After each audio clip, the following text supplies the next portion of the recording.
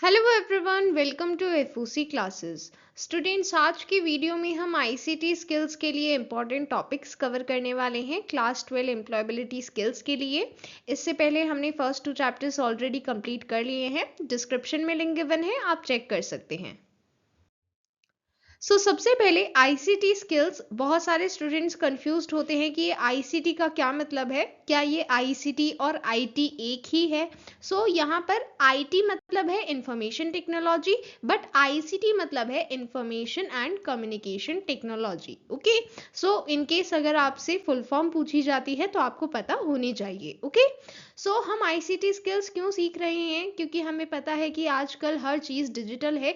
हमें digital technology को use करना आना चाहिए, एंड साथ ही जितने कम्युनिकेशन टूल्स हैं उन्हें किस तरह से एक्सेस करना है, मैनेज करना है, इवेल्युएट करना है, ये सभी चीज़ें हमें आनी चाहिए। ओके, इसलिए हम आईसीटी स्किल्स को सीख रहे हैं।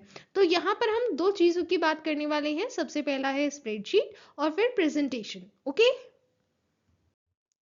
सबसे बेसिक क्वेश्चन पूछा जा सकता है, what is a spreadsheet, and then PYQ में क्वेश्चन पूछा गया है, give examples of spreadsheet software. यहाँ पर 3 एग्जांपल्स गिवन है, आपको लर्न करना है, इंपॉर्टेंट है। सबसे पहले स्प्रेडशीट क्या है, जहां पर रोज एंड कॉलम्स प्रेजेंट होते हैं। मींस इस तरह का एक टेबुलर स्ट्रक्चर जहां पर प्रेजेंट होता है, जिसमें आपको कॉलम्स मिलते हैं एंड देन रोज भी मिलती हैं। इस तरह से आपको टेबुलर फॉर्मेट में डेटा अरेंज होकर मिलता है। ओके, यहाँ पर एग्जाम्पल्स गिवन है, Microsoft Excel, Libre Office Calc, Google Sheets, ये सभी स्प्रेडशीट सॉफ्टवेयर्स हैं। इनकी हेल्प से आप स्प्रेडशीट बना सकते हैं। ओके,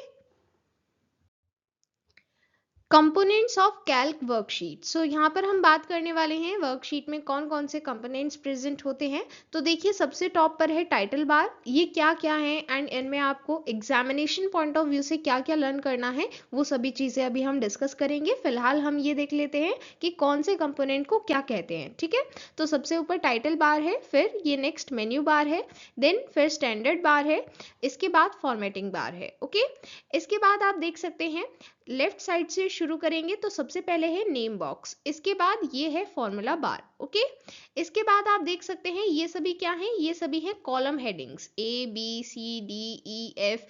बेसिकली लेटर से हम कॉलम्स को डिनोट करते हैं। ये वर्टिकल सारे कॉलम्स हैं। ठीक है, फिर इसके बाद रोज हैं जो हॉरिजॉन्टल हैं एंड ये नंबर से डिनोट की जाती हैं, 1 2 3 एंड सो ऑन। ठीक है, इसके बाद आप देख सकते हैं यहाँ पर हमें एक साइड बार भी गिवन है, जिसमें कुछ एडिशनल प्रॉपर्टीज गिवन है। ओके, फिर आप यहाँ पर देख सकते हैं शीट टैब्स गिवन है, मींस इस टाइम कौन सी शीट ओपन है वो आप यहाँ पर चेक कर सकते हैं, एंड साथ ही एडिशनल शीट्स भी क्रिएट कर सकते हैं। ठीक है, फिर नीचे स्टेटस बार गिवन है एंड उसमें बाकी इंफॉर्मेशन भी गिवन है। ठीक है, ये मैंने आपको इसलिए डिस्प्ले किया है क्योंकि कई बार आप एग्जाम में भूल जाते हैं कि पर्टिकुलरली कौन से कंपोनेंट का क्या यूज था, बट अगर आप एक बार इमेज को रिकॉल कर लेंगे तो आपको अपने आप याद आ जाएगा। ठीक है, अब हम बात करने वाले हैं कुछ इंपॉर्टेंट टर्म्स के बारे में। बेसिकली हम कंपोनेंट्स के बारे में कुछ इंपॉर्टेंट इन्फॉर्मेशन पढ़ने वाले हैं, एंड आपके एग्जाम में जो क्वेश्चन पूछा जाएगा, भले ही वो फिल इन द ब्लैंक हो, वन वर्ड हो, ट्रू फॉल्स हो, अगर आपको कंसेप्ट पता है तो आप किसी का भी आंसर कर सकते हैं। ठीक है, जैसे कि अभी हमने इमेज को देखा, उसी को देखते हुए हमें ये टर्म समझनी है। ओके, तो सबसे पहला है टाइटल बार। यहाँ पर टाइटल डिस्प्ले होगा, मींस जो भी स्प्रेडशीट का नेम है वो हमें टाइटल बार में डिस्प्ले होता है। देन अगर हम टाइटल बार की राइट साइड को देखेंगे तो वहां पर 3 बटन्स भी होते हैं, minimise, maximise and close button. Okay, इसके बाद मेन्यू बार, यहाँ पर डिफरेंट मेन्यूज होते हैं, जैसे फाइल, एडिट, ये सभी मेन्यूज यहाँ पर प्रेजेंट होते हैं। देन स्टैंडर्ड बार, यहाँ पर कुछ स्टैंडर्ड आइकन्स होते हैं, मींस ये ऐसे बटन्स हैं जिन पर अगर क्लिक करेंगे तो स्पेसिफिक कमांड्स, जैसे न्यू के लिए कमांड होगी, देन ओपन के लिए भी होगी, प्रिंट के लिए भी होगी। तो मतलब हर एक कमांड के लिए हमें एक बटन गिवन होता है कुछ स्टैंडर्ड ऑप्शंस के लिए। ओके, इसके बाद फॉर्मेटिंग बार में हमें सिर्फ फॉर्मेटिंग ऑप्शंस गिवन होंगे। फॉर्मेटिंग मतलब जो हमारा टेक्स्ट हमें डिस्प्ले हो रहा है, या फिर जो भी अपीयरेंस है उससे रिलेटेड जो भी फॉर्मेटिंग है, उससे रिलेटेड ऑप्शंस हमें यहाँ पर डिस्प्ले किए जाते हैं। Okay, then row is an arrangement of cells in a horizontal manner. यहाँ पर आप देख सकते हैं, मैंने अभी आपको बताया था, जो हॉरिजॉन्टली अरेंज्ड हैं इस तरह से, जो नंबर्स इंडिकेट हो रही हैं ये रोज हैं, मींस ये हॉरिजॉन्टली अरेंज्ड सेल्स को ही हम रोज कह रहे हैं, ठीक है। फिर कॉलम्स क्या हैं, जो लेटर से डिनोटेड है, मींस यहाँ पर जो वर्टिकल अरेंजमेंट है सेल्स का वो है कॉलम, ठीक है।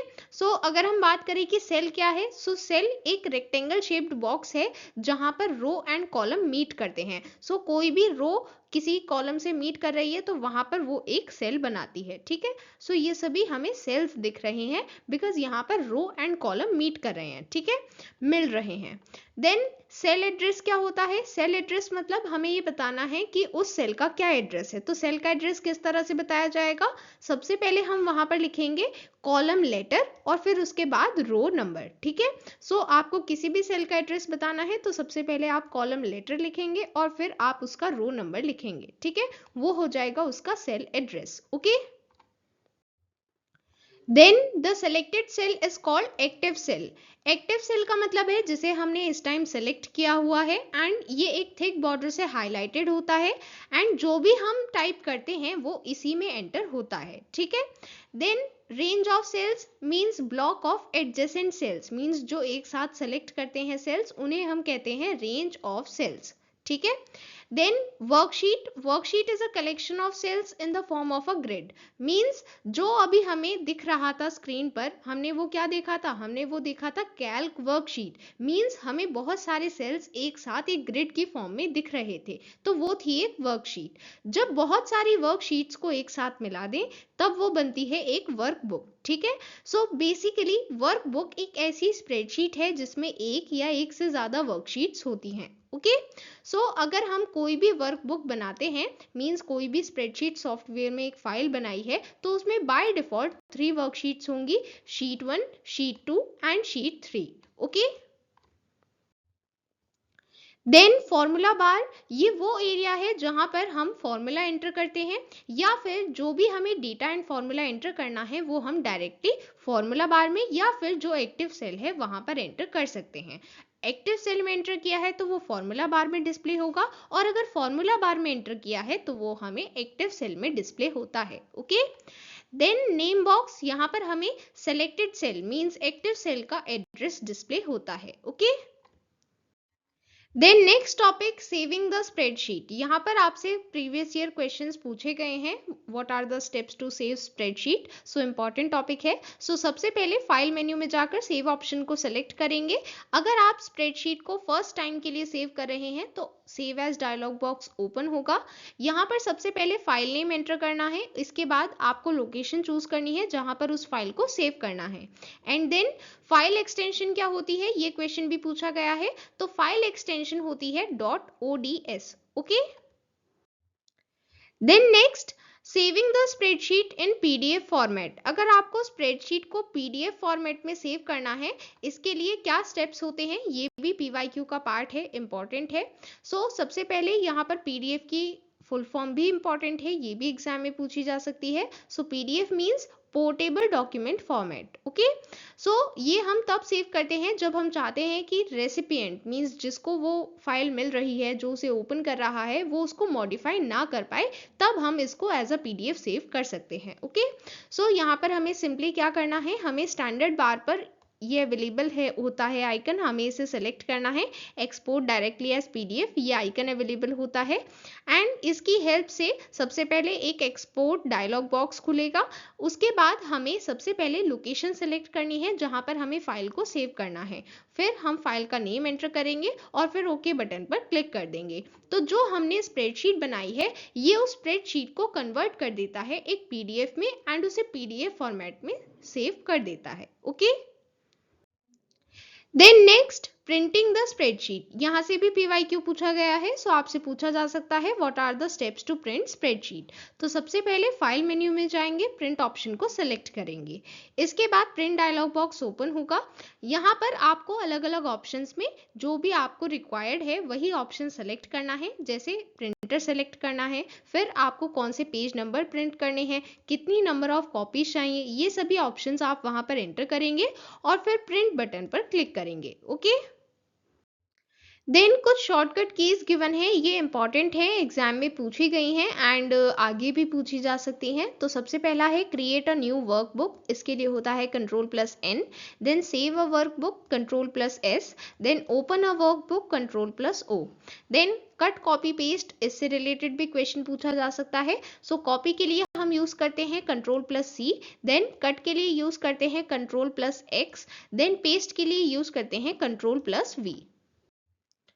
देन एंटायर वर्कशीट सेलेक्ट करने के लिए Ctrl+A। देन बोल्ड के लिए Ctrl+B। देन इटैलिक के लिए Ctrl+I। Underline Ctrl+U। And then ये ऐड न्यू स्लाइड, ये हमारे नेक्स्ट टॉपिक से रिलेटेड है, दैट इज प्रेजेंटेशन। सो अगर आपको प्रेजेंटेशन में नई स्लाइड ऐड करनी है उसके लिए आप शॉर्टकट की यूज करते हैं Ctrl+M। ओके। देन बात करें डिफॉल्ट अलाइनमेंट की, तो एक सेल में अगर हम टेक्स्ट एंटर करते हैं तो वो बाय डिफॉल्ट लेफ्ट अलाइंड होता है, और अगर नंबर एंटर करते हैं तो वो बाय डिफॉल्ट राइट अलाइन होता है। ओके, ये क्वेश्चंस एग्जाम में पूछे गए हैं, इंपॉर्टेंट हैं, you have to learn them. Okay, moving to the next important topic, filter and sorting. यहाँ पर सबसे पहला क्वेश्चन पूछा जा सकता है what is filtering, what is sorting, दोनों के बीच में डिफरेंस पूछा जा सकता है। Then different types of filter, auto filter and standard filter, and then steps to sorting data, ये सभी क्वेश्चंस यहाँ से पूछे जा सकते हैं। प्रीवियस ईयर क्वेश्चंस में मल्टीपल टाइम्स क्वेश्चन आए हैं इस टॉपिक से, इंपॉर्टेंट है। सबसे पहले बात करते हैं सॉर्टिंग डेटा। तो सॉर्टिंग क्या होता है, सबसे पहले ये समझते हैं। हमारे पास जो डेटा अवेलेबल है, अगर हम उसे रीअरेंज करना चाहते हैं असेंडिंग और डिसेंडिंग ऑर्डर में, इसी रीअरेंजमेंट को कहते हैं सॉर्टिंग। सो बेसिकली सॉर्टिंग में हम डेटा को सिर्फ रीअरेंज करते हैं। मींस अगर हमारे पास 500 आइटम्स की एक लिस्ट है तो वो 500 ही रहेंगे सॉर्टिंग के बाद भी। मींस वो सिर्फ रीअरेंज हो जाएंगे असेंडिंग या डिसेंडिंग जो भी ऑर्डर हमने प्रोवाइड किया है। ओके, बट वो कम नहीं होंगे, but in case of filter वो कम भी हो सकते हैं। सो वो चीज हम आगे समझेंगे। सबसे पहले हम यहाँ पर डिस्कस करते हैं डेटा सॉर्ट करने के लिए क्या क्या स्टेप्स होते हैं। तो देखिए यहाँ पर आप एक चीज दोनों में याद रखेंगे, सॉर्टिंग हो या फिल्टरिंग हो, दोनों ऑप्शंस आपको डेटा मेन्यू में मिल जाते हैं। ओके, सो ये क्वेश्चन एग्जाम में पूछा गया है, इंपॉर्टेंट है। सो आपको सबसे पहले डेटा मेन्यू में जाकर सॉर्ट ऑप्शन सेलेक्ट करना है। इसके बाद सॉर्ट डायलॉग बॉक्स ओपन हो जाएगा।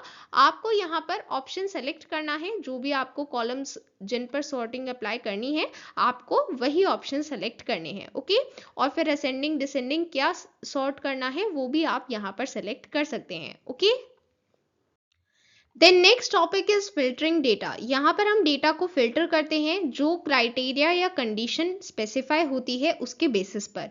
तो बेसिकली हम सपोज करते हैं जैसे हमें 500 आइटम्स गिवन है, हमने कोई भी एक कंडीशन स्पेसिफाई की, तो अगर ये 500 आइटम्स उस कंडीशन को सेटिस्फाई करते हैं तब ये सारे आइटम्स वहां पर डिस्प्ले हो जाएंगे। बट अगर सपोज करते हैं कि 10 आइटम्स ऐसे हैं जो उस कंडीशन को सेटिस्फाई नहीं करते, तो उस केस में क्या होगा, ये 10 आइटम्स टेम्परेरी बेसिस पर हाइड हो जाएंगे। मींस ये हमें उस टाइम के लिए जब तक फिल्टर अप्लाइड है तब तक शो नहीं होंगे, एंड जब हम फिल्टर को रिमूव करेंगे तो ये वापस से शो हो जाते हैं। ठीक है, सो यहाँ पर हमारे पास दो टाइप के फिल्टर हैं। सबसे पहला है ऑटो फिल्टर। सो ऑटो फिल्टर अप्लाई करने के लिए आपको डेटा मेन्यू में जाकर फिल्टर ऑप्शन सेलेक्ट करना है। यहाँ पर आपको ऑटो फिल्टर ऑप्शन सेलेक्ट करना है। इसके बाद हर एक कॉलम हेडिंग के बाद एक drop down menu arrow display हो जाएगा। जब आप इस पर क्लिक करते हैं तो आपको वहां पर सभी आइटम्स दिख जाते हैं जो उस कॉलम में प्रेजेंट हैं। तो जो आइटम्स आपको देखने हैं आप उनको चेक रखते हैं, और जो नहीं देखने आप उनको अनचेक कर देते हैं। ओके, देन स्टैंडर्ड फिल्टर, यहाँ पर हम डेटा मेन्यू में जाएंगे, फिल्टर ऑप्शन को सिलेक्ट करेंगे और फिर स्टैंडर्ड फिल्टर ऑप्शन सेलेक्ट करेंगे। इसके बाद डायलॉग बॉक्स ओपन होगा एंड यहाँ पर जो ऑप्शंस हमें सेलेक्ट करने हैं वो यहाँ पर आप सेलेक्ट कर सकते हैं एंड फिर स्टैंडर्ड फिल्टर को अप्लाई कर सकते हैं। ओके, सो ये ऑप्शंस, ये क्वेश्चंस एग्जाम में पूछे जा सकते हैं, how to apply this filter. So इस तरह के स्टेप्स आपको लर्न करने हैं। Okay, then next question can be asked how to protect spreadsheet with password या फिर हाउ टू प्रोटेक्ट स्प्रेडशीट। तो उसके लिए हम स्प्रेडशीट पर पासवर्ड लगा सकते हैं। कैसे लगाएंगे? सबसे पहले टूल्स मेन्यू में जाना है, यहाँ पर प्रोटेक्ट डॉक्यूमेंट ऑप्शन सेलेक्ट करना है। सो यहाँ पर हमारे पास ऑप्शन होगा कि हमें शीट प्रोटेक्ट करनी है या फिर डॉक्यूमेंट प्रोटेक्ट करना है। आप कोई भी एक सेलेक्ट कर सकते हैं। इसके बाद पासवर्ड टेक्स्ट बॉक्स में आपको पासवर्ड टाइप करना है, फिर एक कंफर्म टेक्स्ट बॉक्स होगा, वहां पर सेम पासवर्ड दोबारा टाइप करना है। एंड ध्यान रखना है पासवर्ड केस सेंसिटिव है। अगर आपने कुछ कैपिटल लिखा है तो वो कैपिटल ही लिखें, और अगर कुछ स्मॉल लिखा है तो वो स्मॉल ही लिखें। ओके, और फिर ओके बटन पर क्लिक करना है। तो अब जब नेक्स्ट टाइम आप स्प्रेडशीट ओपन करेंगे तो आपसे पासवर्ड पूछा जाएगा। अगर आप पासवर्ड करेक्ट एंटर करते हैं तभी आपको एक्सेस मिलेगा, अदरवाइज वो स्प्रेडशीट ओपन नहीं होगी। Okay, then next topic formula. यहाँ पर हम इक्वल टू साइन के साथ एक फॉर्मूला को स्टार्ट करते हैं। सो यहाँ पर डिफरेंट ऑपरेशंस हमें गिवन है। यहाँ पर आपको याद रखना है ऑर्डर ऑफ इवेल्युएशन क्या है, बिकॉज इससे प्रीवियस ईयर क्वेश्चंस भी पूछे गए हैं। सो बेसिकली आपको क्वेश्चन गिवन होता है, उसमें डिफरेंट कैलकुलेशंस करनी होती है, तो वहां पर अगर आपको ऑर्डर ऑफ इवेल्युएशन नहीं पता तो आप गलत आंसर भी दे सकते हैं। सो इसलिए आपको ये ऑर्डर पता होना चाहिए। तो सबसे पहले एक्सपोनेंट को सॉल्व करेंगे, फिर multiplication and division, and then addition and subtraction. Okay, तो यहाँ पर क्योंकि मल्टीप्लीकेशन एंड डिवीजन दोनों ही सेकेंड नंबर पर गिवन है, तो इसमें स्टूडेंट्स कंफ्यूज हो जाते हैं कि पहले क्या सॉल्व करना है। तो जो भी पहले गिवन होगा आप उसे पहले सॉल्व कर सकते हैं। Okay, and similarly addition and subtraction multiplication and division के बाद सॉल्व करना है, और इनमें से जो भी पहले गिवन होगा आप उसको पहले सॉल्व करेंगे। ठीक है, सो एक्सपोनेंट का मतलब है पावर, देन मल्टीप्लीकेशन का मतलब है मल्टीप्लाई करना है, डिवीजन का मतलब है यहाँ पर डिवाइड करके क्वेश्चन बताना है, देन एडिशन का मतलब है यहाँ पर आपको वैल्यूज को ऐड करना है, देन सब्ट्रैक्शन का मतलब है आपको डिफरेंस बताना है। ओके, देन यहाँ पर कुछ एरर रिजल्ट्स और उनके रीजन गिवन है, एंड ये इंपॉर्टेंट है, एग्जाम में पूछे जा सकते हैं। तो सबसे पहले यहाँ पर एरर सिंबल गिवन है। ये सिंबल कब डिस्प्ले किया जाता है? जब कॉलम इतना वाइड नहीं है कि वो पूरी वैल्यू को डिस्प्ले कर पाए, तब हमें ये एरर दिखता है। देन नेक्स्ट एरर ये हमें तब डिस्प्ले होता है जब हम डिवीजन बाय जीरो, जो एक इनवैलिड ऑपरेशन है, ऐसा फॉर्मूला दे देते हैं, तब हमें ये एरर मिलता है। देन अगर इनवैलिड आर्ग्यूमेंट है, जैसे अगर कहीं पर न्यूमेरिक वैल्यू की रिक्वायरमेंट है और हमने वहां पर टेक्स्ट एंटर कर दिया है तो वो इनवैलिड है, तो ऐसे केस में हमें वहां पर ये एरर मिल जाएगा। ओके, सो आपको ये एरर्स और उनके करेस्पॉन्डिंग रीजंस पता होने चाहिए। ओके, देन बात करते हैं फंक्शंस क्या है। अभी तक हमने फॉर्मूला के बारे में पढ़ा, तो अगर फॉर्मूला प्री डिफाइंड है, मीन्स वहां पर पहले से डिफाइंड है कि उस पर्टिकुलर फॉर्मूला से कौन सा ऑपरेशन परफॉर्म होने वाला है, तब वो होता है फंक्शन। ओके, सो यहाँ पर जो फंक्शन को लिखने का फॉर्मेट है वो हमें गिवन है। ये एग्जाम में हो सकता है कि ना पूछा जाए, बट आपको पता होना चाहिए, बिकॉज आगे जो हम फंक्शंस पढ़ने वाले हैं उनके लिए इंपॉर्टेंट है। ओके, तो सबसे पहले आप यहाँ पर इक्वल टू साइन के साथ स्टार्ट करेंगे। ठीक है, फिर यहाँ पर लिखेंगे फंक्शन नेम, फिर पैरेंथेसिस के अंदर आपको आर्ग्यूमेंट्स प्रोवाइड करनी है। आर्ग्यूमेंट क्या है? आर्ग्यूमेंट बेसिकली वो वैल्यूज हैं जो फंक्शन को पास की जाएंगी, सो दैट फंक्शन कैलकुलेशन को कैरी कर सके। ओके, मींस जो भी कैलकुलेशन वहां पर करनी है, जैसे अगर सम फंक्शन है तो वैल्यूज को ऐड करना है, अगर काउंट फंक्शन है तो वैल्यूज को काउंट करना है। तो इस तरह से जो भी ऑपरेशन वहां पर परफॉर्म करना है, वो कौन सी वैल्यूज पर परफॉर्म किया जाएगा, वो हम यहाँ पर पैरेंथेसिस के अंदर प्रोवाइड करते हैं। ठीक है, देन यहाँ पर हम डिफरेंट फंक्शंस की बात करने वाले हैं, सम, एवरेज, काउंट, मैक्स, मिन। सबसे पहले सम फंक्शन ये हम यूज करते हैं रेंज ऑफ सेल्स का टोटल फाइंड करने के लिए, मींस उन सभी का सम करने के लिए। तो यहाँ पर अगर हमारे पास डिफरेंट वैल्यूज अवेलेबल हैं तो हम उन्हें इस तरह से प्रोवाइड कर सकते हैं। देन अगर हमारे पास सेल एड्रेस गिवन है तो उसे सेल एड्रेस की फॉर्म में इस तरह से लिखना है। ओके, इस तरह के क्वेश्चन एग्जाम में पूछे गए हैं, एंड इवन जब मैंने आपको important question answer video provide की थी, वहां पर भी एक क्वेश्चन था जो मैंने आपको डिटेल में एक्सप्लेन किया था। सो इससे रिलेटेड क्वेश्चन भी आपको प्रैक्टिस करना है। ओके, देन एवरेज फंक्शन, जो गिवन वैल्यूज हैं उन सभी का एवरेज फाइंड करने के लिए एवरेज फंक्शन को यूज करते हैं। यहाँ पर इस तरह से अगर वैल्यूज प्रोवाइडेड है तो इस तरह से लिखना है, और अगर सेल एड्रेस प्रोवाइडेड है तो इस तरह से लिखना है। ओके। देन काउंट फंक्शन, इसकी हेल्प से हम नंबर ऑफ न्यूमेरिक वैल्यूज को काउंट करते हैं। तो देखिए यहाँ पर काफी सारे स्टूडेंट्स को डाउट रहता है कि काउंट में हम बेसिकली वही करते हैं कि जो सम में कर रहे हैं, बट ऐसा नहीं है। सम फंक्शन और काउंट फंक्शन दोनों अलग अलग हैं। सम फंक्शन में हम सम करते हैं, मतलब वैल्यूज को ऐड करते हैं, बट काउंट फंक्शन में क्या करते हैं, हम नंबर ऑफ वैल्यूज को काउंट करते हैं। जैसे यहाँ पर हमें 4 वैल्यूज गिवन है तो हम काउंट करेंगे 1 2 3 4, इसका मतलब ये 4 वैल्यूज हैं, तो यहाँ पर उनकी काउंटिंग लिखी जाएगी, मतलब हमें आंसर में काउंटिंग बतानी है। ठीक है, हम उनका सम नहीं करेंगे, हम सिर्फ उनकी काउंटिंग बताएंगे कि वो कितने नंबर ऑफ न्यूमेरिक वैल्यूज हैं। Okay. Then max function maximum value को फाइंड करने के लिए यूज किया जाता है। Then min function minimum value को फाइंड करने के लिए यूज किया जाता है। Okay. Then coming to the next topic, presentation software. सबसे पहले एग्जाम्पल पूछा जा सकता है। सो यहाँ पर कुछ एग्जाम्पल्स गिवन है, Libre Office Impress, MS PowerPoint, then open office impress. Then presentation software की एडवांटेजेस PYQ में मल्टीपल टाइम्स पूछी गई हैं, इंपॉर्टेंट है।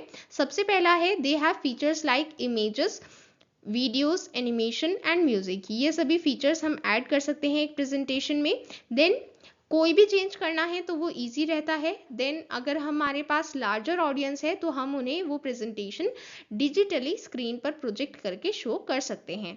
देन अगर हमें प्रिंट करना है प्रेजेंटेशन को, वो फीचर भी अवेलेबल होता है एंड फिर उसे हम ऑडियंस में डिस्ट्रीब्यूट कर सकते हैं। Okay. Then what is layout? Layout helps to arrange the slide content in an organized way. Means layout का मतलब होता है जहाँ पर हम पहले से प्री डिफाइन कर दें कि कौन सा कंटेंट कहाँ पर अवेलेबल होगा, इमेज कहाँ पर होगी, टेक्स्ट कहाँ पर होगा, टाइटल कहाँ पर होगा, ये सभी चीज़ें, मतलब जो स्लाइड का अरेंजमेंट है, स्लाइड कंटेंट का अरेंजमेंट किस तरह से होगा, यही चीज़ होती है लेआउट। तो लेआउट की हेल्प से हम अपने स्लाइड कंटेंट को एक ऑर्गेनाइज्ड वे में अरेंज कर पाते हैं। डिफॉल्ट लेआउट क्या होता है, वहां पर 2 टेक्स्ट बॉक्स होते हैं फर्स्ट स्लाइड में। जो टॉप पर होता है वो टाइटल के लिए होता है, और जो नीचे होता है वो बाकी डिटेल्स के लिए होता है। यहां से प्रीवियस ईयर क्वेश्चंस पूछे गए हैं, इंपॉर्टेंट हैं। Okay. So students, that was all for today. आज की वीडियो में हमने ICT स्किल्स के सभी इंपॉर्टेंट टॉपिक्स का डिस्कशन किया है। We'll meet you soon in the next video. If you want to purchase all-in-one book or sample paper book for Class 12 Information Technology Code 802, you can check the links given in the description. Bye everyone.